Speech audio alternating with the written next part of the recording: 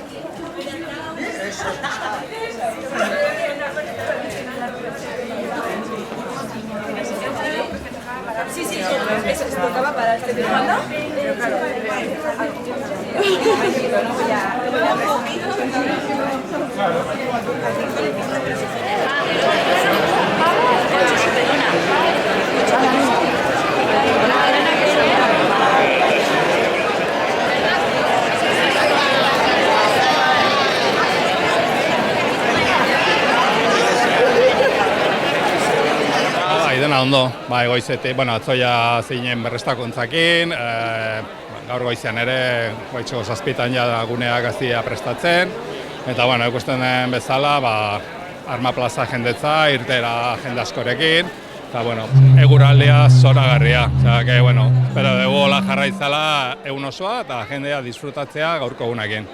Gaur botikari omenaldia?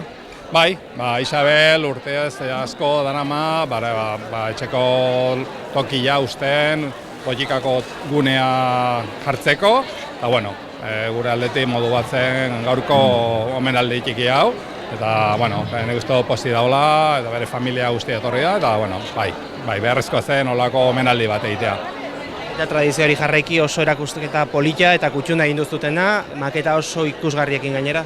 Bai, txarrez honito aurten joan zaigu, eta ikusten den bezala, lokal ikusi dena, zen olako lana egiten zuen, urte osoan, urte askotan, baina lana urte osoan egoten zen, bere figura txikia, egurrezko figura, eta horiek beti irako hemen gelditu gara, eta beste omenaldi modu bezala, familia eta lagunak, maketa zeukatenak, ekarri dute, eta hemen ikusten nahi dira, bere lana nolakoa zen. Maketak eta gainera baita dokumentala, bere bizitzaren inguruan, pixka bat bere lanaren inguruan, zerbait gehiago ere jakin dezagun. Dokumentala hunkigarria izan da, eta bere masteren ondoan, Rosario ondoan ikustea, eta bere malkoak ere, aldamenean egon garena, malkoak ere ateaz daigu, eta oso hunkigarria izan da, eta oso polita dokumentalari bere bizitzako lana, eur lana hori egin duena urte askotan.